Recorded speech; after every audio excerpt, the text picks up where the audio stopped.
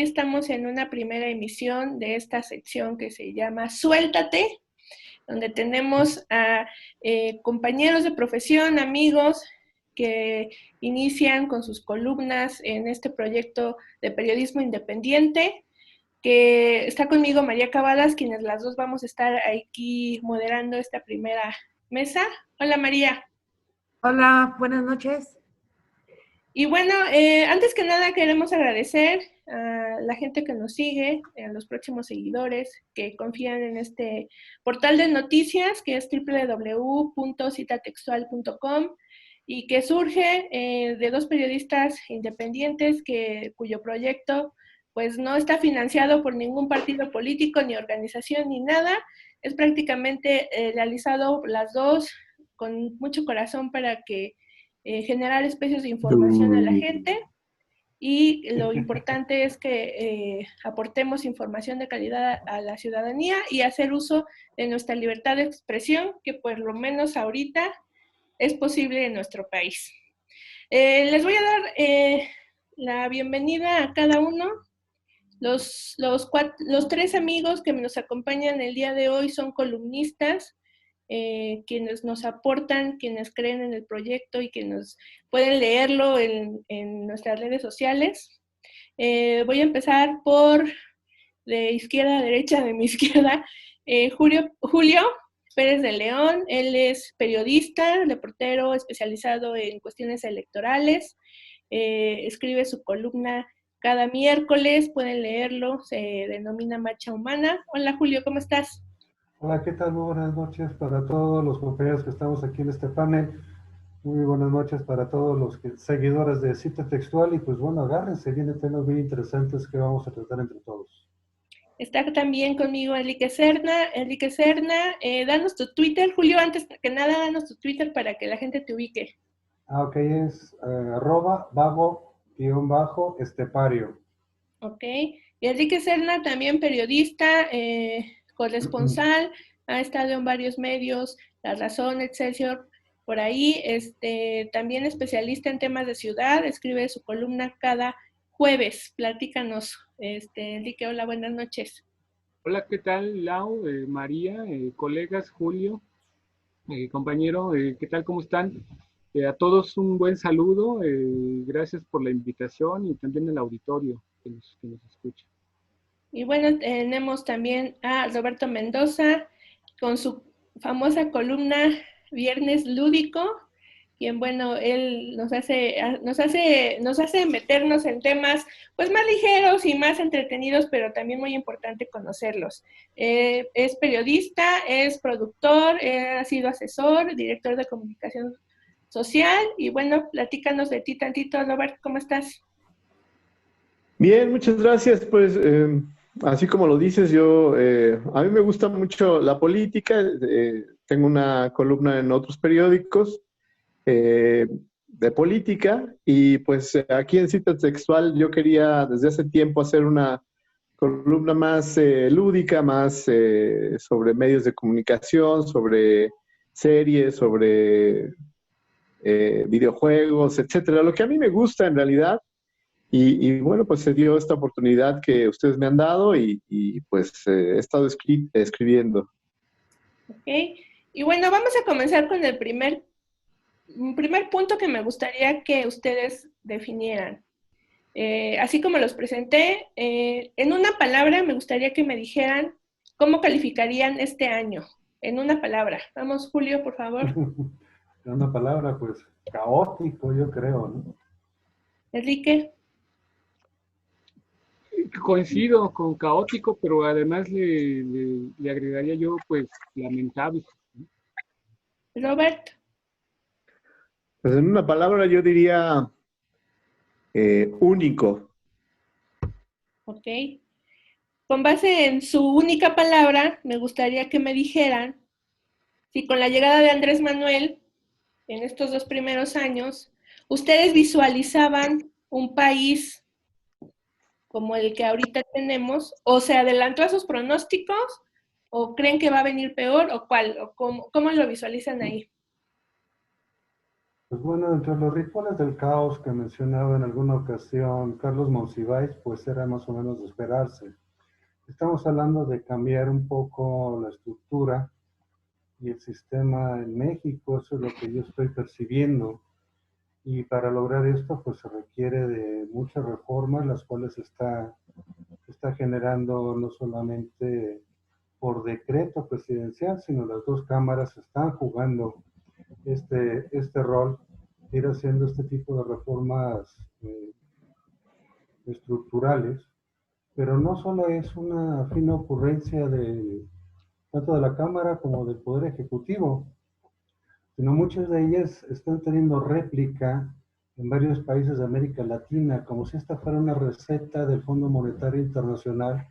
En mes jugando una investigación, está hablando más o menos de países de Centroamérica como El Salvador, Nicaragua, Perú, están jugando con la ley de la extinción de dominio, crear institutos contra la corrupción, todo esencial de lo que se está generando en estos 2 años que acaban de transcurrir, que es todo un cambio de estructura, todo un cambio de sistema, que si bien no es impulsado desde adentro en mucha parte, en otras sí, como los gobiernos neoliberales, ha sido producto de lo que se viene de fuera de estas recomendaciones del Fondo Monetario Internacional, entre otros organismos que he ido detectando que están incidiendo de algún modo en toda la política aquí en México. Enrique.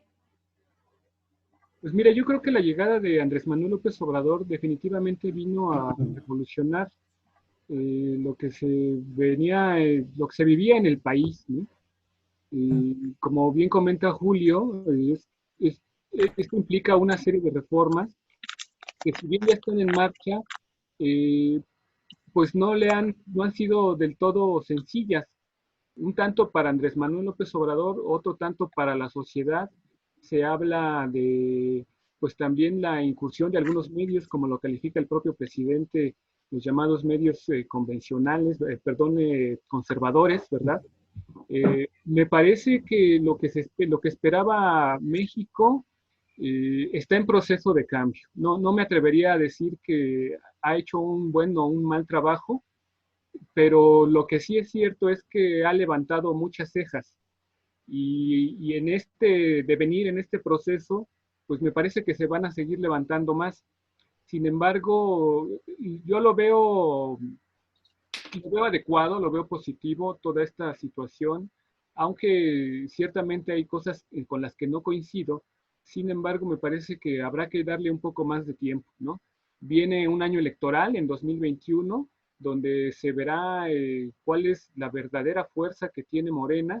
Ya se vio un primer ejercicio en este año en estados donde pues resultó, pues no fueron los resultados que esperaba el partido. Así es que me parece que tendremos que esperar un poco más para ver el devenir. Y con esta situación que vino a involucrarse, que es la pandemia, me parece que no lo tiene nada fácil el gobierno. Además, tenemos una población que a todas luces está dividida, ¿verdad? Así es que, insisto, habría que esperar el devenir, ¿no? Robert. Bueno, yo la verdad es que veo al señor Serna muy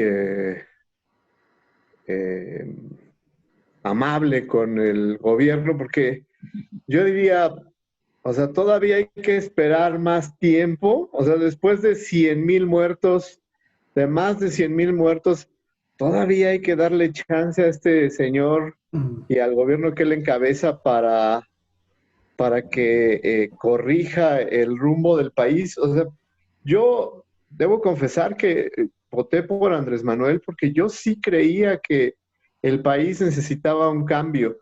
A lo mejor no se equivocó, bueno, no a lo mejor, yo siento que me equivoqué, igual que muchos, al pensar que el cambio solo era cuestión de una persona.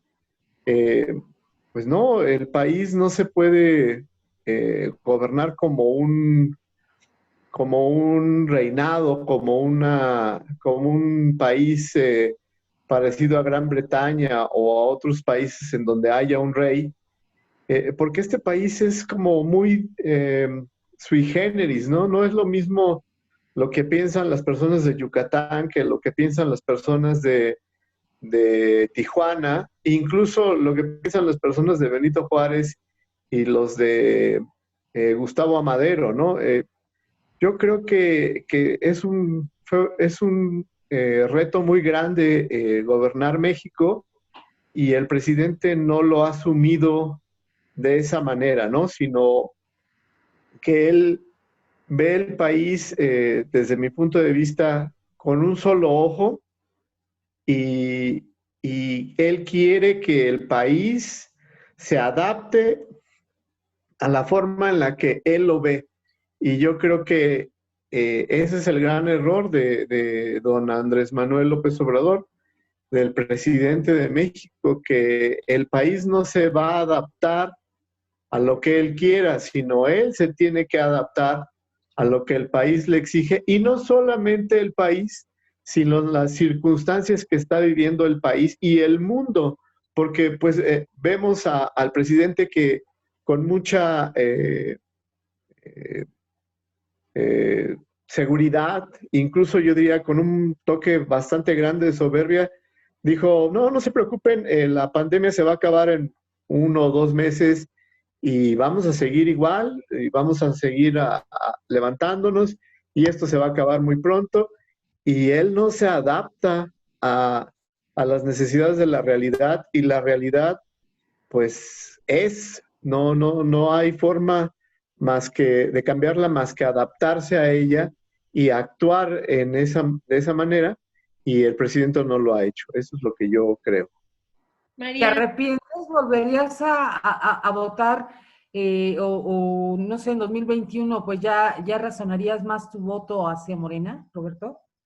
Me da un poco de, de sensación de que pues cometí un error, ¿no? Si lo pones desde ese punto de vista, porque dices, bueno, pues es que lo votaste de manera irracional, ¿no? O sea, porque dices, si yo razonaría más mi voto, a lo mejor sí voté de manera irracional, igual que votaron 30 millones de personas, no pensando con la cabeza, sino con el corazón, y decir, queremos un cambio porque esto que tenemos no nos está sirviendo, pero pues el próximo 24, pues también muchos yo creo que vamos a querer un cambio, y no sé si los candidatos y los partidos de verdad nos den una opción razonada, ¿no?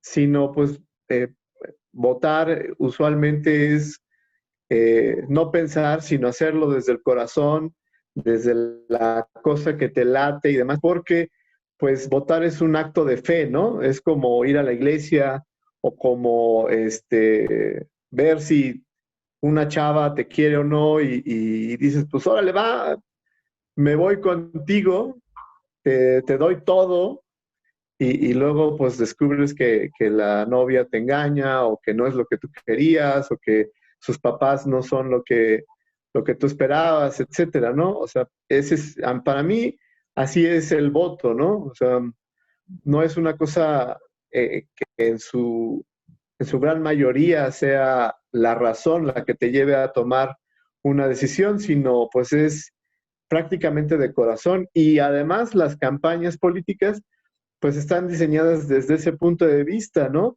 Para tocar tus emociones y tus sentimientos, y no te dicen, a ver, vamos a hacer una estadística y vamos a ver que mi plan sí va a funcionar, porque en una campaña nadie te dice eso, ¿no? Nadie te dice, miren, aquí están los datos duros de lo que yo te voy a dar, sino es vota con el corazón, dame la confianza, yo les prometo que sí voy a cambiar las cosas. Bueno, pues mientras las campañas políticas no exijamos nosotros mismos que nos digan datos duros para poder decidir, pues seguirán siendo igual que esta, ¿no? Un volado del corazón, ¿no? Desde mi punto de vista, por supuesto. ahora, cada uno de ustedes está desde su profesión, desde lo que escriben, desde lo que reportean, ¿ya se visualizan figuras que podríamos hablar para el 2024? ¿Cómo lo ven ustedes? Las figuras, tanto en Morena, de los que puedan surgir como candidatos, tanto a personas que puedan decir, por ahí se ve que ellos puedan alzar la mano. ¿Cómo ven ustedes ese tema? Vamos a empezar por Julio. Bueno, pues así visibles hay varios. No todos han levantado la mano, pero sí hay varios visibles. Está Clavadazo, Marcelo Ebrard, por ejemplo. Está Claudia Sheinbaum, que también está muy clavada. Pero ahí hay que comentar algo, es algo que los mismos medios nos encargamos de estar empujando desde un inicio, no necesariamente que ellos quieran o no quieran, y que les movamos el tapete en ese sentido.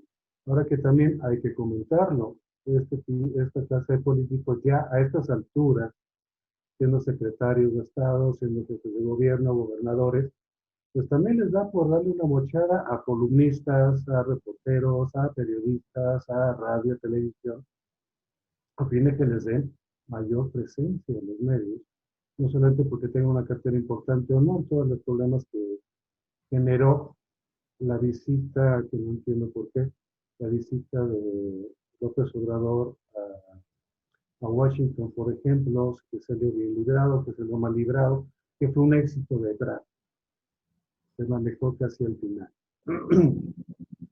De Claudia Sheinbaum también se manejan cosas positivas, cosas negativas, pero este tipo de impacto en los medios constantemente es lo que yo veo que se maneja de una manera, pues a veces, poco racional. Hay otros, por ejemplo, que tal vez quieran levantar la manita, pero no están en la palestra. Y lo estamos viendo con este, entre comillas, juego electoral que se viene en el 2021, ya lo comentaba, en el cual, pues, mediante encuestas, quién es más popular, quién es menos popular para una candidatura a cualquiera de estos 15 gobernaturas que van a estar en juego. Otros aspirantes se fueron por la onda de trabajar en su distrito, trabajar en su estado, repartiendo despensas, repartiendo tinacos, repartiendo cuanta cosa se puede repartir, a fin de tener la simpatía de la gente que finalmente no se dio. Aquí seguimos hablando de dedazos o de no dedazos, a fin de cuentas. Pero ¿no crees que el hecho de que columnistas hayan inclinado el éxito de la cuestión de Biden y todo este desarrollo de política exterior, justamente porque Andrés Manuel no ha hecho nada de política exterior? Y por lógica, pues sabes que quien maneja esos temas, pues es Marcelo Ebrard, ¿no? Con un fin, a lo mejor puede decir que el presidente se está inclinando hacia él. ¿Tú cómo lo ves? Y finalmente, el trabajo de Ebrard no creo que lo haga solo por ocurrencia, por una planeación.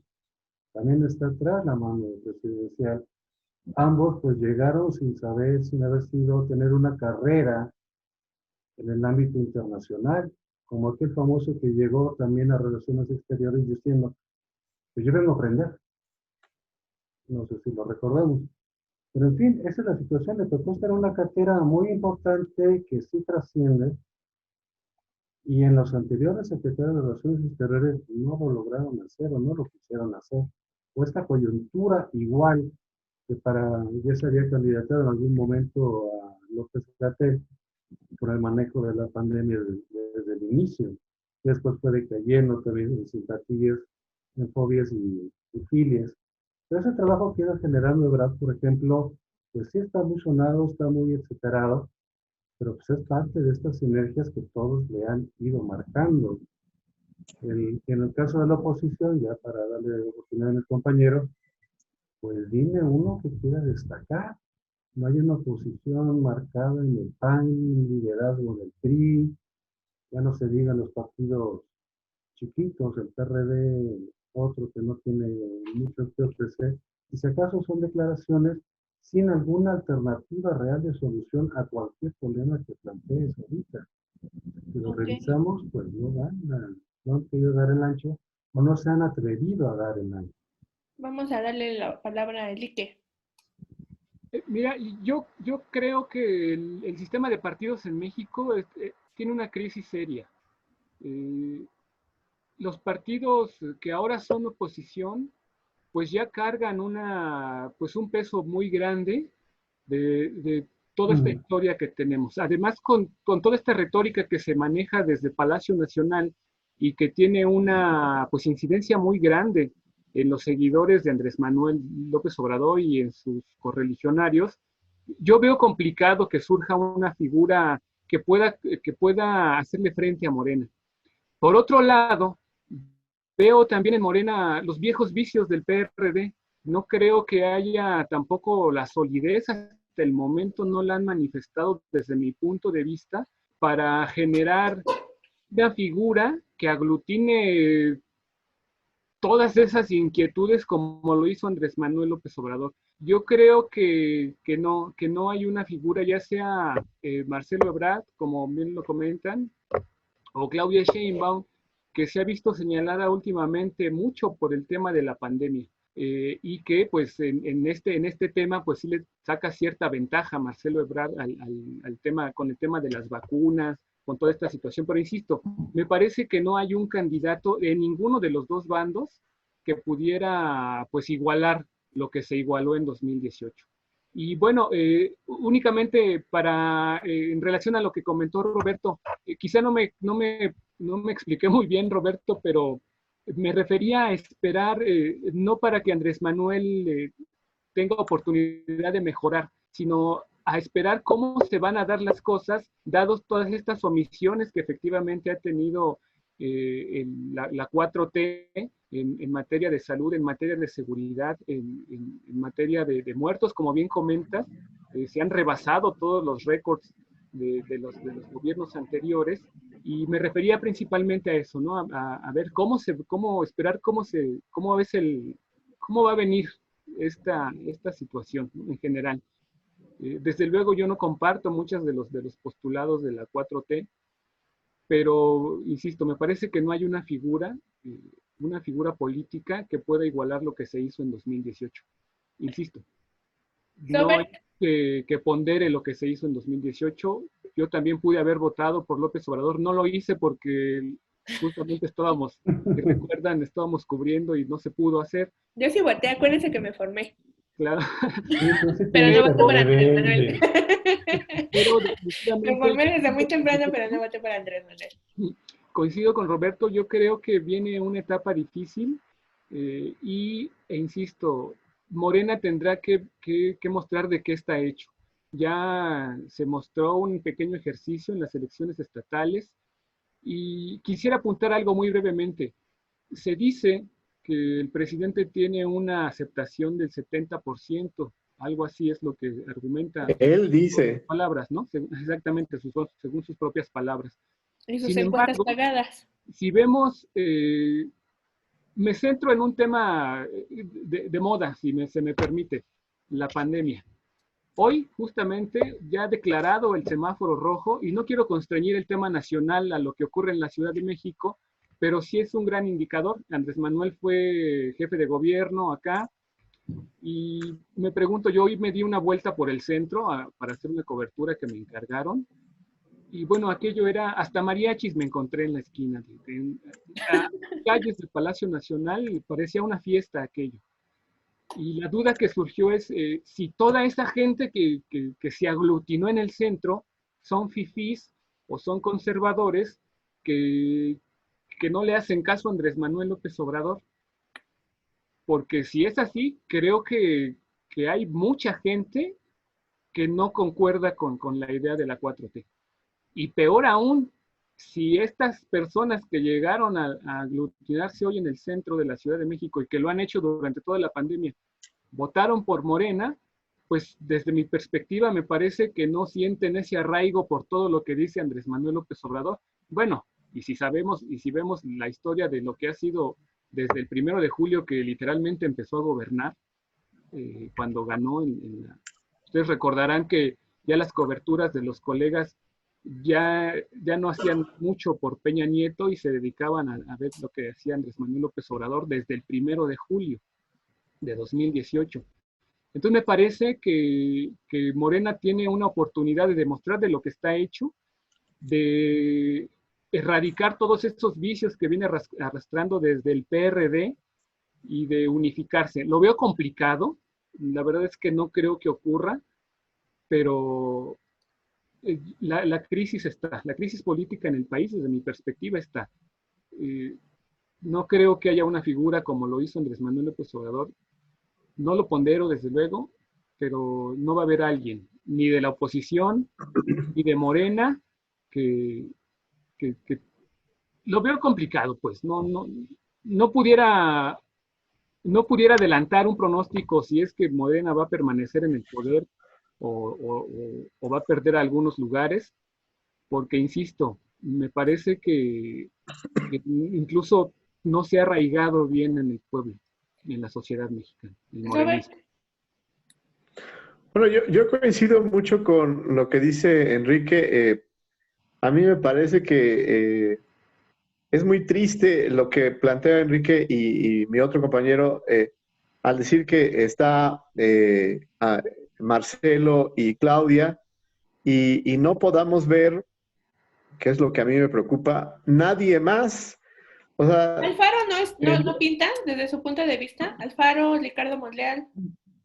o sea, yo creo que sí, pero hay, a mí lo que me preocupa es que no hay nadie, como bien dice Enrique, que tenga como esa bandera que traía Andrés Manuel de poder decir, aquí está mal, vamos contra eso, eh, yo soy el que va a poner orden en este momento, yo soy el que va a traer la bandera de la gente que quiere que se acabe la corrupción, de la gente que quiere que dejen de robar, de la gente que necesita ayuda, de la gente que necesita una respuesta de un gobierno que no se la daba, ¿no? Porque, eh, pues sí, me parece que los priistas son muy soberbios, pero Andrés Manuel les ganó por mucho, ¿no? O sea, los ¿Aprendió priistas y bien? los panistas, los priistas y los panistas son soberbios, sin duda, pero Manuel les ganó por mucho. Y a mí me preocupa mucho, primero que no haya nadie que tenga la bandera de una verdadera oposición, alguien que prenda a la gente y diga, no, bueno, este señor sí puede ser que salga. No hay nadie, ¿no? Nadie en este momento. Yo quiero tener la esperanza de que saldrá alguien a decir, esta boca es mía y yo quiero ser presidente porque pues voy a poner orden. Y mucho lo de que decía María, pues es pues esta parte irracional en donde pues sí, vayamos a votar con el corazón, pero con alguien que me toque el corazón. Y yo no veo a Marcelo pues tocando el corazón de nadie. Un poco a lo mejor la señora Sheinbaum, si termina por hacerlo no tan mal en la Ciudad de México, a lo mejor Ricardo Monreal, pues por mucho que se encomiende al niño de Atocha, pues tampoco lo veo por ahí. Al señor Alfaro, pues lo veo como un bravucón de esos de la secundaria que lo ves feo y te dice, ¿qué? ¿No? Y luego te saca pelea. O sea, no hay nadie, ¿no? Samuel García, que me parecía un joven interesante, pues ya no es, resultó igual de soberbio. Luis Donaldo Colosio, pues se apagó, ¿no? O sea, estaba echado para adelante y le dijeron que no iba a haber alianza y él dijo, bueno, pues si no hay alianza, entonces ya me voy a mi casa. O sea, ¿quién además de estas personalidades que están en los medios de comunicación y están viéndose mucho, quién además de ellos, pues como diría Dulce Poli, nos va a venir a salvar, ¿no? Nadie. Y por eso creo que la opción está en nosotros mismos, en que nosotros digamos, pues ahora sí los vamos a castigar a todos y queremos a alguien diferente, ¿no? Porque pues el PRI está estancado en creer que todavía está en el poder. El PAN está con la bandera de lo que antes era el PRD, es decir, está en contra de todo y no veo propuesta. Morena está en lo que antes era el PRI, es decir, pues nosotros aquí estamos en el poder, nos sentamos y a ver quién nos quita. Y bueno, el país se está derrumbando, ¿no? O sea, tenemos enfermos, la violencia está como nunca, cualquiera puede hacer cualquier cosa e incluso es difícil que pueda llegar a la cárcel. Todo mundo hace fraude, todo mundo, la corrupción está más desatada que nunca. Yo no veo que de verdad la gente diga, no, ya no voy a darle al policía porque pues el presidente es bien, no es corrupto y entonces pues yo voy a seguir ese ejemplo. Yo creo que estamos peor que nunca en este país y eso me duele mucho y me sorprende mucho de los mexicanos. Hoy mismo, como dice Enrique, pues nos dicen ayer que no salgamos, que no vayamos a la calle y demás. ¿Y qué es lo primero que hace toda la gente? Abarrota todos los lugares porque no vaya a ser que ya no pueda ir. Y hoy, pues de todas maneras salen, ¿no? O sea, ¿dónde está la congruencia? ¿Dónde está ese pueblo inteligente del que habla Andrés Manuel? Yo no lo veo, al menos en la Ciudad de México. María, ¿quieres preguntar algo? Yo les quiero preguntar, ¿cómo ven ustedes el ejercicio periodístico, sobre todo en estos 2 años de gobierno de Andrés Manuel? Ayer platicando con una persona decía que pues, sí, de por sí era difícil el encontrar trabajo, expresarte. Ahorita con Andrés es mucho más complicado. ¿Ustedes qué piensan? A ver, ¿quién quiere Julio. responder? No entendí bien la pregunta, pero bueno, un pequeño balance de cómo están los medios en estos 2 años, que los veo no críticos, sino más bien esperando a qué dice, cuál es la pauta, y a partir de ahí contestar. No he visto investigaciones fuertes, serias, que trasciendan. Recordemos un poco el caso de las huellas con la señora Marta, en el sexenio de Fox, Casablanca, en el sexenio de Peña Nieto. Este tipo de investigaciones fuertes no las he visto en estos años. Está lo de Pío, ¿no? Investigación o filtración. Podemos hacer una pequeña diferencia. También lo de la Casa Blanca pudo haber sido filtración. Sin embargo, se siguió. Es decir, no solamente fue, ahí está, te lo paso, échale puya, sino además le siguieron a solamente enseñar los videos. Lo mismo sucede con el señor de las... Igual iba a poner el ejemplo del señor de las ligas de Bejarano, de que le pasaron el video y en todo un show, porque coincidentemente por ahí andaba también, no solamente Dorin, que entregó el video, sino también andaba Bejarano. Y ahí en el programa de Broso lo siguieron. Entonces, una cuestión es investigar, yo te doy material, investígale, llégale. Imagínate que todo ese dinero que llegó a partir de las ligas, pudiera investigarlo a dónde fue. Muy diferente a que, ok, ahí están todas las boletas en la Cámara de Diputados que se le está entregando al PAN para que apruebe la reforma a petróleo, ok, ¿a dónde se fueron? Esa es la investigación que estoy diciendo que no se ve y que antes sí. Ok, Enrique.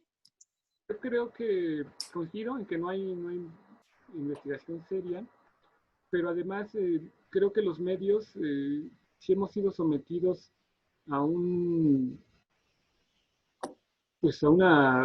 ataque directo desde la palestra presidencial, ¿no? Algunos de nosotros ya hemos sido víctimas del desempleo, y bueno, lo que dice López Obrador, que es el presidente más criticado, no lo puedo asegurar, pero yo lo que sí puedo asegurar es que es el presidente más defendido. Creo que creo que mucha gente lo defiende y bueno, tendrá sus razones, pero también, como bien dice Julio, y como les comento yo a algunos conocidos, a algunos compañeros también, que me han comentado y señalamientos directos en que me dicen, ya te llegaron al precio, ¿no? Ya es, ¿por qué no? El argumento clásico, ¿no? ¿Dónde estabas cuando pasó esto, ¿no? ¿Por qué te quedaste callado cuando pasaba eso? Y el argumento es, pues no, y justamente como bien lo comenta Julio, les digo a mis conocidos, pues ustedes se enteraron de la Casa Blanca, de las ligas, de las toallas, eso fue producto de un periodista, ¿sí? Ahora ese trabajo periodístico no lo hay, se detiene bastante y con el argumento sencillísimo de la fake news o de, insisto, del periodismo fifí, del AMPA del periodismo. Me parece que el reto del periodismo es ahora buscar otras maneras de hacerle creer a la gente que lo que se hace de manera seria, aunque carezca un poco de seriedad. También me parece que se ha mercantilizado un poco en la labor periodística y también nosotros somos víctimas a veces de las líneas editoriales, ¿no? Y hacen falta como medios como Cita Textual justamente, que no obedecen a ningún interés y se puede tener más libertad de expresión. Creo que es el reto que tiene el periodismo, buscar otras vías para llegar a la comunidad y que no se tenga que involucrar algún interés político y financiero o social, ¿no? Robert. Respondiendo a lo que decía María, yo creo que sí es muy difícil ahora encontrar trabajo. Yo lo digo en mi columna de este viernes, pues hay medios como Radio Centro que era muy crítico hasta mediados del 2018 y tenía a Loret en Sin Anestesia ahí en su plantilla. Y luego, pues en menos de un año o año y medio, cambia y tiene a La Octava y a Carmen Aristegui y a otros personajes que pues le aplauden al presidente, ¿no?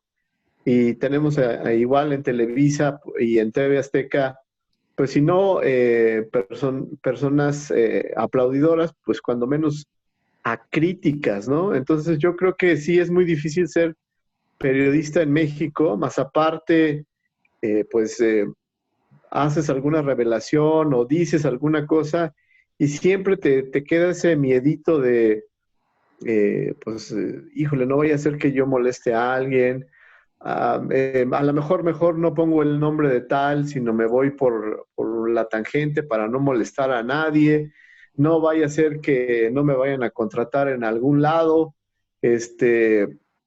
Bueno, ahora que soy crítico, entonces, pues a lo mejor ya tengo que mentir para que no vean que yo escribí tal o cual columna crítica en contra del gobierno y ya no me den un trabajo, por ejemplo, en alguna dependencia del país, porque pues entonces, como yo escribo en contra de la 4T, pues mejor ni le busco en gobernación o en alguna dependencia del actual gobierno, porque pues, ¿para qué, no? Si no me van a contratar, porque pues no están viendo mi capacidad como profesional, ni mi experiencia como periodista o como una persona que pudiera ejercer presupuestos y dar resultados, sino mi tendencia personal de cómo escribir o pensar, ¿no?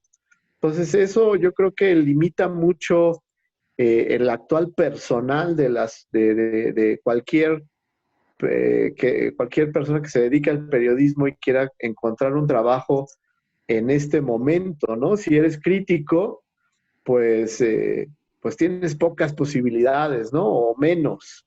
Pero en cambio, si eres como Lord Molecula, que, perdón por decir el nombre, pero pues si eres como Lord Molecula, pues entonces empiezas en una revistita a ser reportero de una revista y luego de repente tienes un sitio web y te compras una camioneta de lujo del año y pues alguien diría, ¿y quién pompó, no? O sea, ¿por qué de repente te va tan bien y a los demás no nos va tan bien?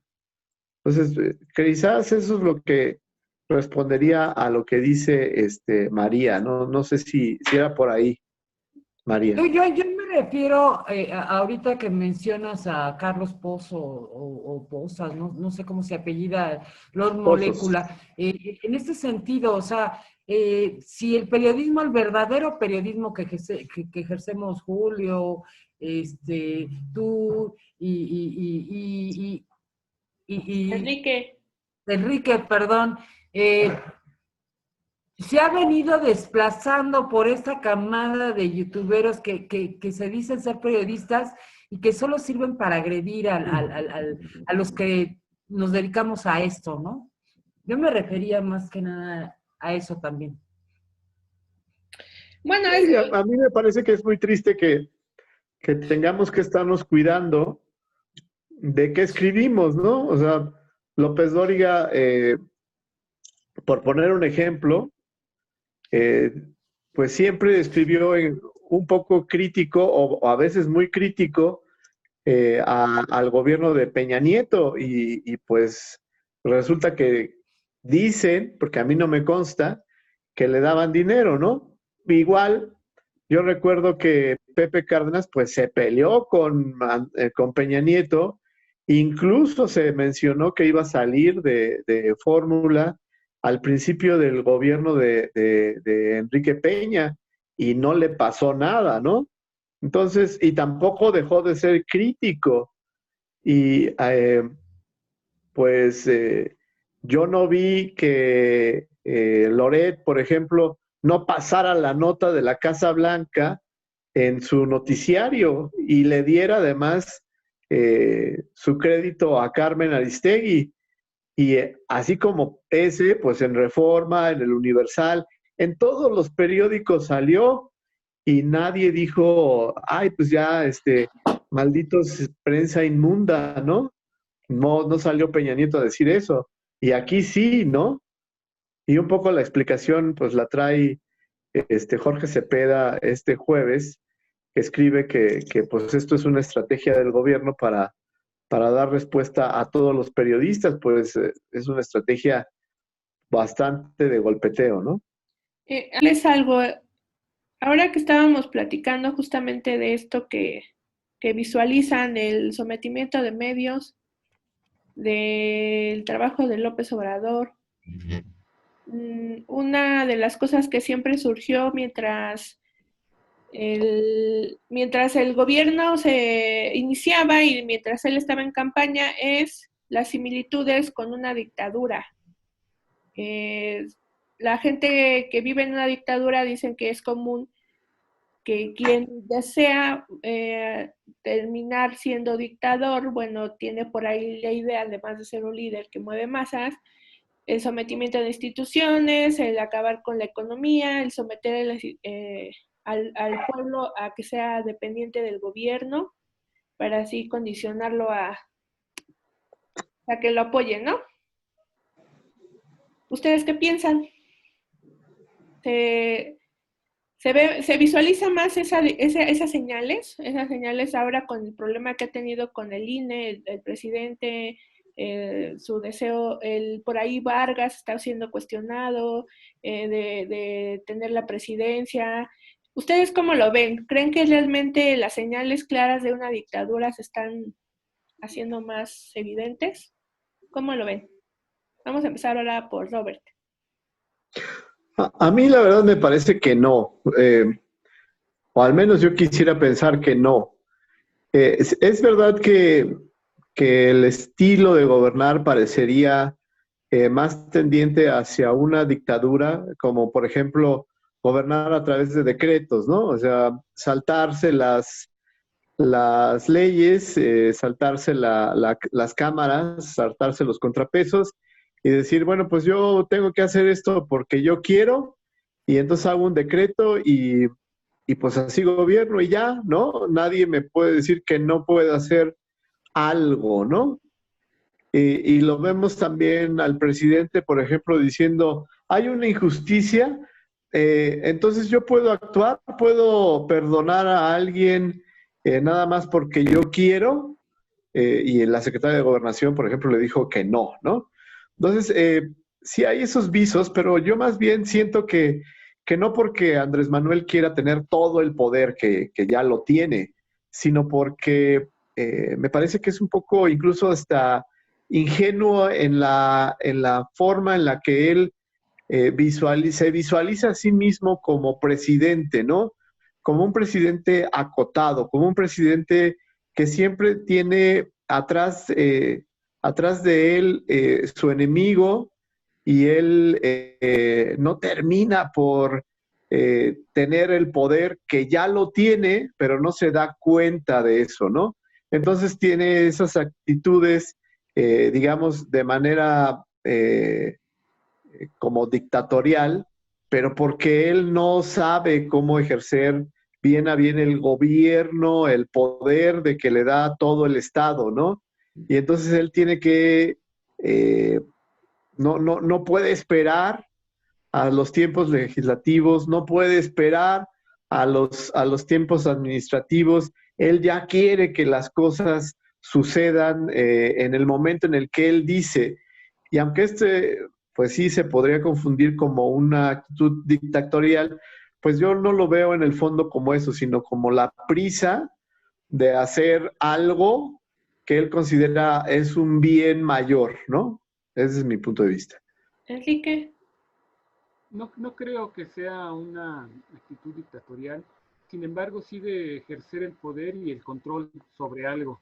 Recordemos que fueron más de 10 años, 18 años, en que se buscó llegar a la silla presidencial y bueno, se tuvo que sortear también muchos obstáculos por parte de Andrés Manuel pues, para sentarse allí en la silla de Palacio.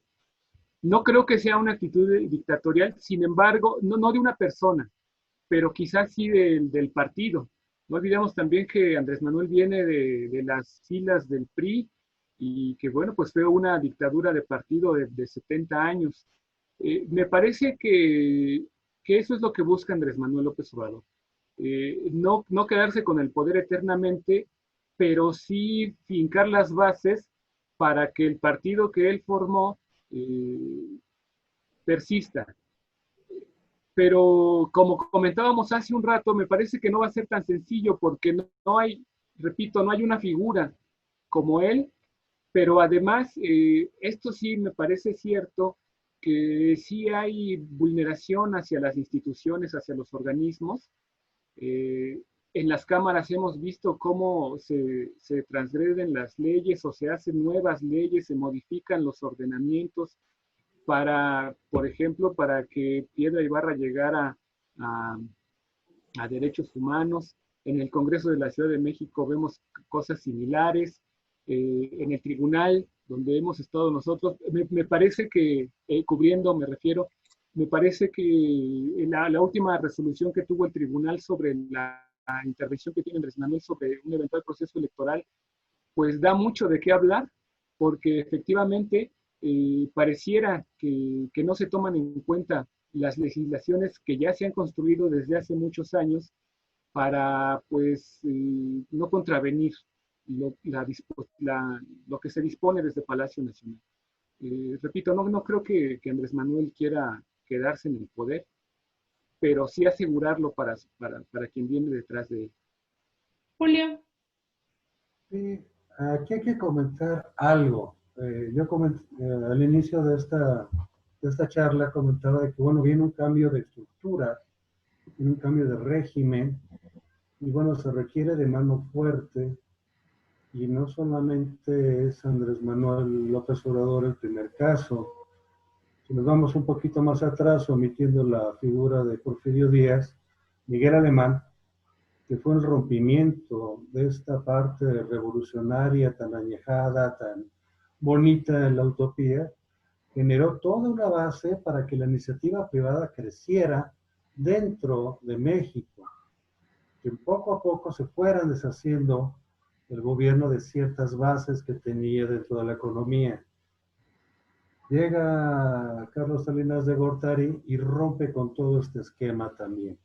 pero no solamente fue por las buenas, fue a partir de una mano dura. Ahí no le llamaron dictadura, no le llamaron autocracia, no le llamaron nada, igual que Miguel Alemán. No sé por qué la prensa no, pero ahora sí. Y bueno, en el caso de Carlos Salinas, pues el asunto fue muy claro, era privatizar todo. Lo último que le faltó, y casi lo consigue, fue Calderón con Pemex y estos contratos de la primera, la segunda y tercera generación que se fueron generando. Ahora, con López Obrador también se viene este cambio de estructuras, a eso es lo que le llaman la 4T, entre otras, es esta parte que también tiene que ir teniendo la mano fuerte, y pues bueno, tuvo la suerte de que en las dos cámaras le tocaba mayoría, y en el caso del Senado, un muy hábil negociador, Ricardo Monreal. Y en el caso de la Cámara de Diputados, pues no tenía tanto problema, finalmente con los morenistas y los de los otros partidos que se fueron sumando a Morena, a los aliados, pues la tenía fácil. Y para las reformas constitucionales también le fue, digamos, barato, porque en la mayoría de los congresos son mayoría los morenistas con sus aliados. En esa situación pues le tocó una coyuntura más o menos aplanada, solventada de una manera, comillas, sencilla, de ir generando todos estos cambios, todas estas reformas. Simplemente esta reforma que podría parecer quisquilloso, de quitar el fuero constitucional a los presidentes, es también una de las formas que tiene esto de manejarse. Ahora, tocando el tema del asunto de las instituciones, pues bueno, desde el principio hay que comentarlo. El INE lo vivimos los quienes estuvimos cubriendo hace 2 años, todo ese movimiento, todo lo que tuvo que generar en lineamientos el IFE, INE, que lo rebotara al tribunal porque se metía en otras facultades. Pero esto a qué se debió, a que las cámaras no hacen su chamba. Eso también va, hay que comentarlo. Está simplemente esta partecita de los 15 gobernadores de que hubiera paridad de género, no quedó plasmado en las leyes. Y esa fue una de las Pero ¿te tantas. refieres a las reformas o a que no eligen bien a los consejeros o en qué sentido no hacen su chamba la Cámara? Las reformas, simplemente si yo te genero la reforma para que haya reelección legislativa, pero no te pongo candados, no te pongo lineamientos, no te pongo la reglamentación a la ley, alguien lo tiene que hacer. Y entonces entra el INE diciendo, bueno, pues que no trabajen, que pidan licencia. Ah, no, sí tenemos, sí podemos pedir licencia. Bueno, también en la reforma del 15 que haya paridad de género en las gubernaturas. Sí, ok, qué bonito, todo bien, pero no le ponen reglamentos. El INE tiene que llegar y si no se genera esto, lo tuvo que haber generado el tribunal. Pero el tribunal lo tuvo que generar a partir de la controversia que se generó a partir de estas demandas. Si no, no. Entonces, esta parte de las instituciones que se crean o no se creen, por más cuestionado que esté Vargas o no en cuanto a su exceso de gastos, dejémoslo así, es una instancia en la cual no puede trabajar de oficio. Le tiene que llegar la queja para trabajarla. De ahí a que ya puso a vinculación al Congreso Federal, a los congresos locales y a los partidos para que esa parte de la paridad de las candidaturas a gobiernos estatales se genere, se pueda lograr. Esa es la parte en la cual las instituciones pues están siendo realmente golpeadas, pero porque hay un vicio de origen, que la misma Cámara no está trabajando en muchos sentidos. Y no van a trabajar más que en leyes que ahorita se propongan. Pues porque no les conviene esta parte de que se baje las prerrogativas económico-financieras a los partidos. ¿Quién se va a quitar esa parte? Finalmente, ser un partido de oposición mantenido por el gobierno, pues es la parte más padre del mundo, ¿no?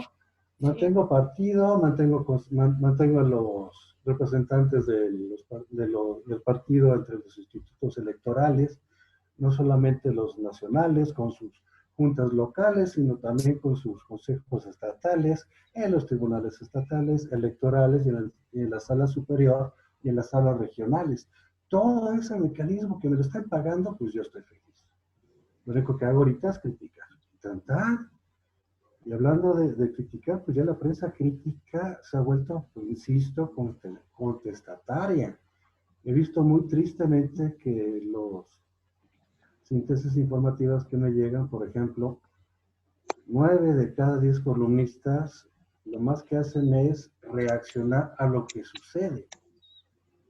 Me acuerdo que de chavillo, cuando empezaba en esto, tú leías algo, leías a Granados Chapa, leías a Buendía, leías a Alberto Barranco, a Alberto Chavarría, a cualquiera de ellos, y después de 8, 10, 15 días aparecía la nota.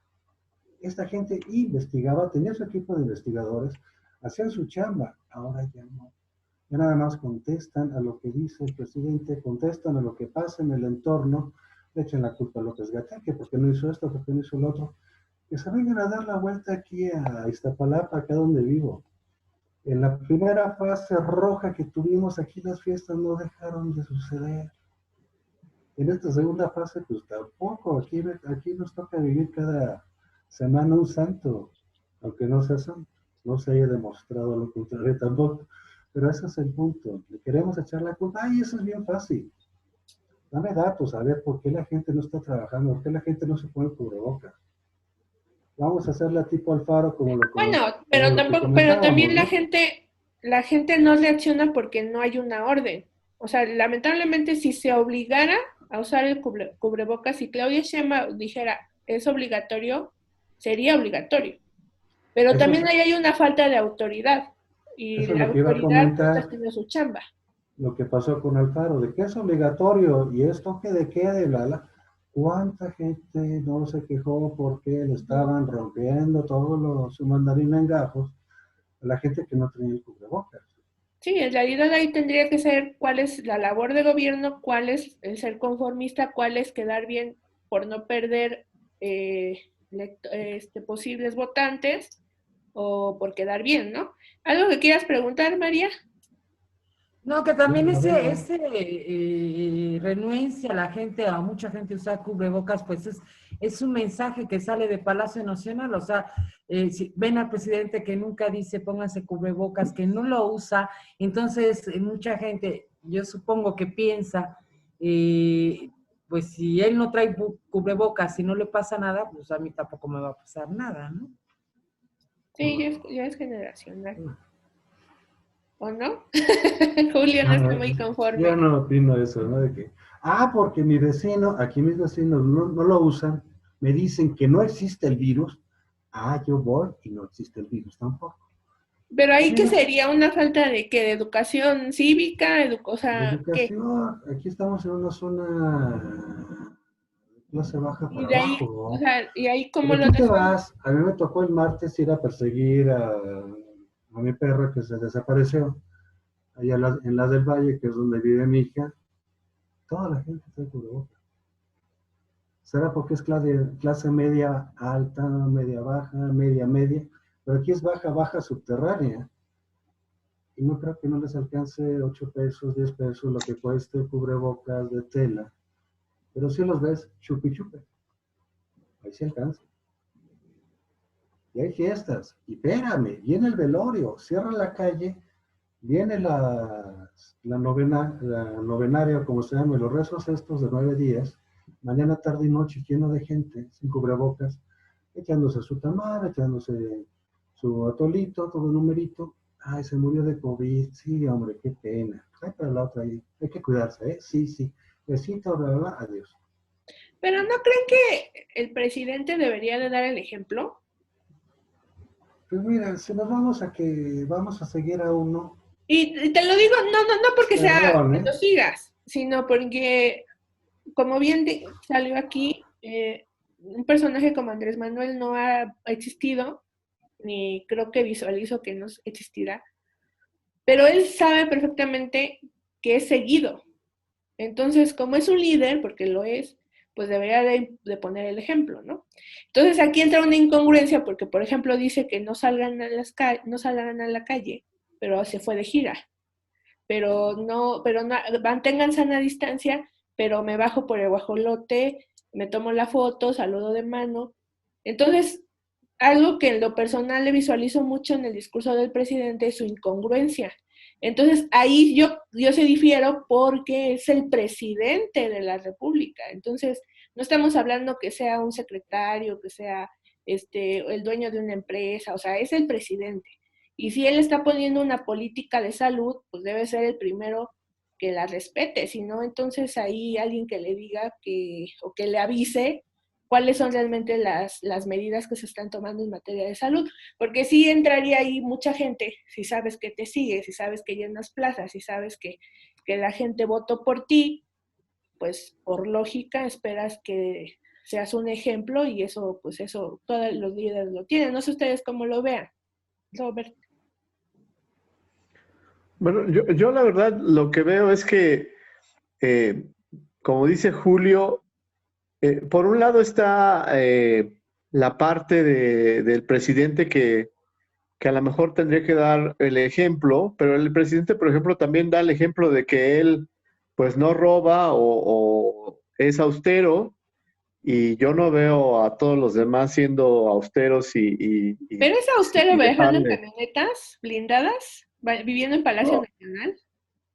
bueno, o sea, él podría vivir en Los Pinos, ¿no? Y no ser nada austero y no enseñarnos qué hace. Él podría, digamos, no hacer conferencias matutinas todos los días y no enseñarnos absolutamente nada, ser todavía menos transparente de lo que es y y pues nosotros sin saber, ¿no?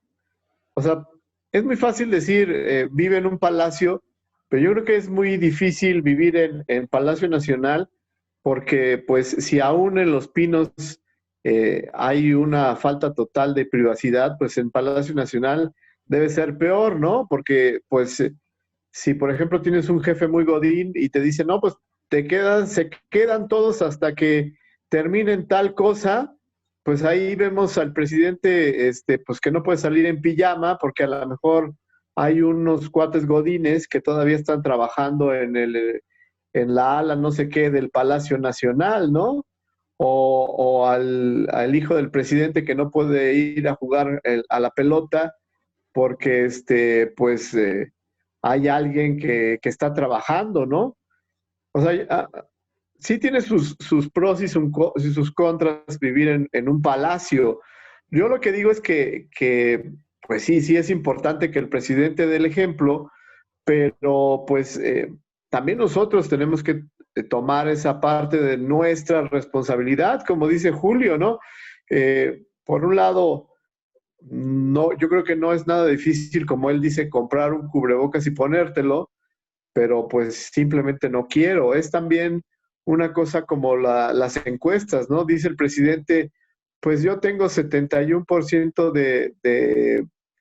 de aceptación, que no dice así la encuesta que él dijo. La encuesta que puso fue, si ahorita fueran la de revocación de mandato, ¿usted aceptaría o no que se quedara el presidente? Y el 71% en su encuesta dice que se quedara, ¿no? No es de aceptación, es de que se quedara o no en el poder. Entonces ahí también pues hay diferencias en las cifras. Pero además, los propios encuestadores dicen que la gente miente y pues si nos vamos a esta pequeña ejemplo que dice Julio, pues cada quien hace lo que se le pega la gana y ya. O sea, tomemos conciencia de eso, de que pues cada quien hace lo que quiere cuando quiere, ya sea por necesidad, ya sea por gusto o ya sea porque pues se le ocurrió en ese momento. Voy y compro un florero a Liverpool y, oye, ¿por qué fuiste a comprar un florero a Liverpool? No, pues porque lo necesitaba. O sea, no podías haberte esperado a marzo, abril o cuando ya haya una vacuna, no, lo necesitaba ahorita. Y entonces, pues vas y lo compras al Liverpool, aunque haya gente y tengas el peligro de que te vas a contagiar de COVID. bueno, pues es una Pero, decisión por ejemplo, personal. si sabes que la gente no es consciente, o más bien puede llegar a ser consciente, pero es rebelde, ¿no tendría que tomar medidas obligadas? O sea, actuar como gobierno, no ser, ahí también Yo creo que sí. que podrían abusar de poder, pero digo, si están ahí poniendo en peligro a la salud de la población, ¿no sería lo correcto tomar decisiones firmes y decir, hacemos obligatorio el uso de cubrebocas? Claro, a mí me parece que para eso está la parte de la coerción del Estado, ¿no? O sea, quieras o no quieras, hay que usar cubrebocas y ya, no hay discusión en eso. ¿Para qué nos ponemos a discutir si a ti te gusta o no? Quieras o no quieras, te vamos a tomar la temperatura. Ya, no hay discusión en eso. Nadie te va a destruir las células de tu cabeza, ni mucho menos por tomarte la temperatura. Pero bueno, si no quieres que te tomen la temperatura, pues no entras a tal lugar y ya, ¿no? O sea, el Estado está para protegerte hasta de ti mismo, como en esta circunstancia. Enrique, ¿cómo lo ves? Coincido con todos, porque mira, históricamente, si tú te subes al metro y ves en la entrada del vagón que dice, antes de entrar permita salir, pareciera que dice empuja antes de dejar salir, ¿no? O no tires basura y parece que te dicen aquí puedes tirar toda la basura que quieras.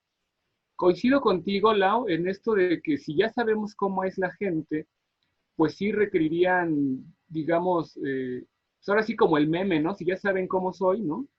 ¿Para qué me permiten, ¿no? Yo, algunos ejemplos que tengo es, sí se hace el llamado muy enérgico o como sea desde el gobierno, desde distintos ámbitos de gobierno, para no salir a las calles, para quedarse en casa. Sin embargo, vimos cómo se inauguró una exposición del ejército aquí en la Plaza de la República, en el Monumento a la Revolución. Yo no creo que la hayan inaugurado para que la gente no la viera, para que no vaya, ¿no? Me parece, sí coincido que deberían haber un poco de medidas quizá un poco más enérgicas, sin llegar a los extremos de Jalisco, ¿verdad? Quizá cosas simbólicas, ¿sabes qué? Como bien dice Roberto, se tiene que usar el cubrebocas. Entonces podría ser que Claudia no quiere perder votos. Mira, es la tendencia de la 4T en general, ¿no? Una política buena onda, diferente a lo que se había vivido durante 70 años. Y bueno, esto me lleva a comentar lo que bien comentaba Julio, ¿no? Está en cuestión de educación, ahí sí ya, por mucho que nos diga el gobierno lo que tenemos que hacer, si no lo hacemos, pues está medio canijo, ¿no? Sin embargo, esto no es como cualquier enfermedad. Platicaba yo con otras personas y se referían al SIDA, por ejemplo, ¿no? Me decían, pues mira, va a pasar como en el SIDA, ¿no? No había una vacuna, sin embargo, si te cuidabas no te pasaba nada. Pero esto es distinto. El SIDA solamente había una o dos maneras de contagiarse. Ahora hay bastantes. Me parece que si el gobierno ya tiene una idea de cómo es la población, de cómo somos en general, ¿no? Pues sí debería de tomar unas medidas un poco más enérgicas, ¿no? Pero yo creo que una de esas medidas enérgicas estriba mucho en la educación y eso no se va a solucionar solamente con que el gobierno diga o que imponga. Yo creo que en eso van a pasar muchos años y se tendrá que morir mucha gente, lamentablemente, y lo digo con toda conciencia porque incluso mi papá está infectado de COVID, y así que quizá tengan que pasar estas cosas para que la gente tome conciencia, como bien dice Julio, ¿no?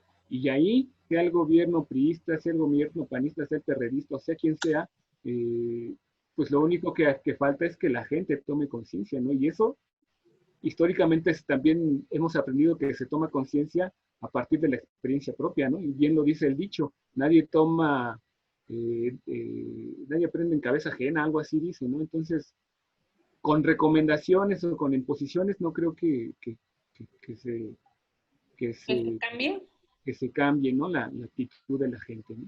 yo creo que requiere otras cosas que para eso van a pasar muchos años, ¿no? Porque es cuestión de educación y la gente los niños que están creciendo ahora, hijos de papás que no se ponen el cubrebocas, pues ya tendrán a su vez a sus hijos, así es que yo no creo que sea una cuestión de gobierno, más bien de educación.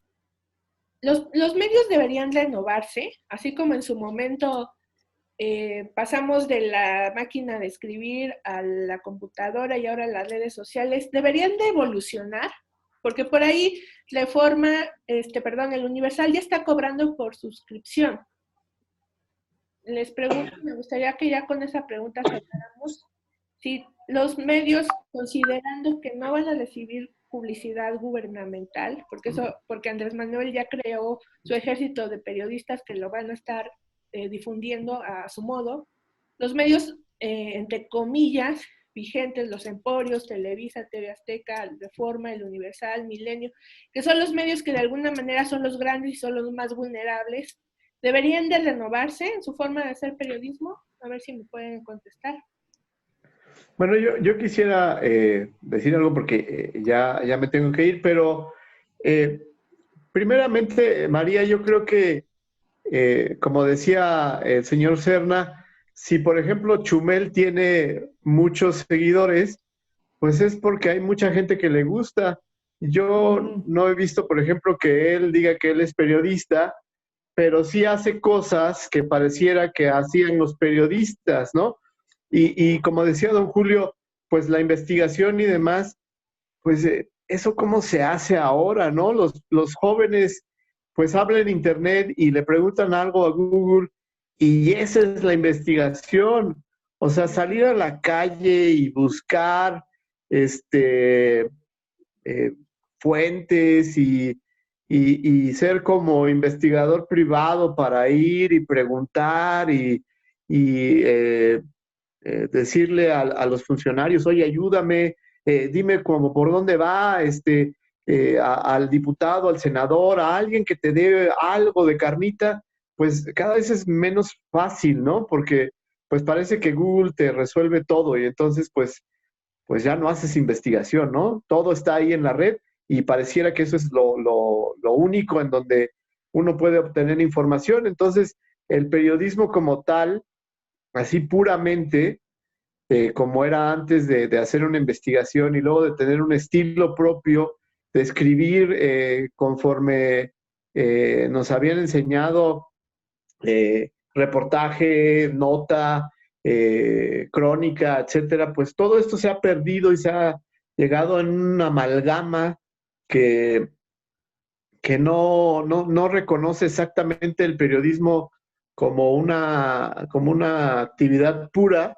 sino como algo que alguien puede, digamos, tuitear, que alguien puede poner una cámara y empezar a hablar, y ya, no hay una investigación, no hay un periodismo, eso es verdad, pero la gente le gusta eso, ¿no? Entonces, respondiendo a lo que diría, o a lo que pregunta Laura, pues yo no creo que sea pertinente decir si el periodismo se tiene que actualizar o modificar, porque pues eso ya quedó atrás, ¿no?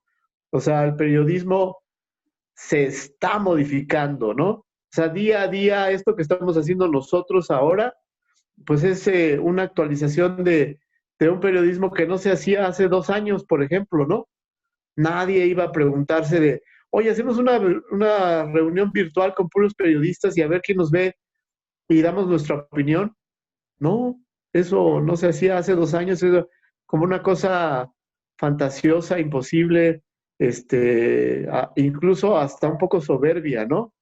Y ahora lo estamos haciendo y lo hacen muchos periodistas y lo hacen los periódicos y lo hace todo el mundo. Entonces, pues no nos está esperando la realidad para decir si vamos o no a actualizarnos. Nos tenemos que actualizar o vamos a tener que hacer otra cosa, ¿no? Ok. Algo ya que tengas que decir por último, porque ya te despides. Ya vamos No, pues, muchísimas gracias a todos y espero que lo hagamos más seguido, que nos actualicemos más. Muchísimas gracias a todos. Ok. Quique, ¿qué opinas? Y yo creo que más que actualizarnos en las formas, en el fondo, insisto, creo que el reto que tenemos, bueno, los periodistas y el periodismo en general es que la gente, al menos en México, vuelva a confiar en los medios, ¿no? Ahora, solo con decir que es un medio fifí o una fake news, ya se echó por tierra todo lo que pudo haberse trabajado bien o mal. E insisto, ahora ya cualquier persona, cualquier diputado, cualquier senador, cualquier funcionario puede tomar su teléfono celular y emitir un mensaje que puede parecer noticioso y que a la gente le llega como el funcionario quiere que le llegue, ¿no? Así es que me parece que si los medios tuvieran que transformarse, más bien sería en la forma de cómo recuperar la confianza de la gente, ¿no? Ya sea mediante el uso de tecnologías, no todos los medios ya usan un Twitter, un canal de YouTube, de Facebook. Sin embargo, eso no ha logrado captar de nuevo las audiencias que se tenían o la confianza que Un se tenía. respeto, ¿no? Exactamente. Porque justamente ya se abrió un abanico en el que todo mundo podemos, y con la libertad, desde luego que tenemos todas las personas, de expresar lo que pensamos. Y a veces me parece que se confunde eso. ¿Cuál es la emisión realmente que pudiera considerarse noticiosa o periodística a una simple opinión o a una simple información? Me refiero simple en el sentido en que se emite con facilidad, ¿no? Eh, y ¿Cómo es que la gente pudiera identificar esas diferencias, ¿no? ¿Cuál es un trabajo periodístico, cuál no? Y en ese sentido, que se pudiera llevar una convivencia, si se me permite la palabra, entre estas dos tendencias, pero que la gente pudiera identificarlas. Yo creo que ese es el principal reto del periodismo. Ok. Julio, ya por último. Muchas gracias a todos, María, Quique, Robert, Lau, sobre todo que nos convocaste. Pues para concluir, el tema yo creo que sí hay que renovarse, como dicen mis compañeros, pero retomando el periodismo viejo, ese periodismo que preguntaba porque tenía algo que preguntar, tenía una inquietud, no solamente porque después nos lo enviaba el jefe de información, no solamente eso, meterle el contexto a la nota de cada día, cosa que obviamente en las plataformas, por la inmediatez de ver quién se equivoca primero, hay casos históricos de Reforma que mató a quien no había muerto, y lo replicó Milenio, y lo replicó Universal, y después, ¿qué creen? Siempre no, vamos a revivirlo, perdón. Por esa urgencia yo creo que es necesario volver a lo que nos enseñaron en la escuela, darle contexto, hacer la peor pregunta es la que no se hace, es lo que yo enseñaba cuando daba clases, pero una pregunta que tenga que ver con el tema, que tengas tú una inquietud. Muchas veces en las conferencias de prensa que nos tocaba en el INE, yo les sacaba otra pregunta a los consejeros que no tienen nada que ver con el tema, porque me brincaba y de repente empezaban a hablar de, no sé, de las boletas electorales y de repente me salía el tema de que, bueno, ¿cuál es la vinculación real con las casillas? ¿Cuántas casillas se tienen que ver para la ala? ¿Y cuál es el promedio que tiene que haber por boleta? Digo, por casilla, cada boleta, etc. Y les movías el tapete. Ese es el contexto que les falla ahora a los youtubers, a todas estas nuevas plataformas que se están usando, que por la urgencia de regarla, es como caen en todo este tipo de equivocaciones. Sí, aprovechar las plataformas, pero con esa responsabilidad, siento yo, de regresar a darle el contexto, a hacer más informativos la parte noticiosa. Bueno, pues muchísimas gracias, muy buenas noches a todos. Que sea más seguido, me gusta la idea, ¿no? ¿Algo más que quieras agregar, María? Así. Pues, por mi parte, pues agradecerle a todos los que nos siguen, que nos escuchan, que nos ven, y nos vemos hasta la próxima. Perfecto, pues ahí estamos. Déjenos sus comentarios y vamos a estar ahí atendiendo sus preguntas. Y bueno, agradecerles a todos los que nos ven. Y bueno, pues a darle. Muchísimas gracias. Hasta luego. Sale, un abrazo a todos. Gracias.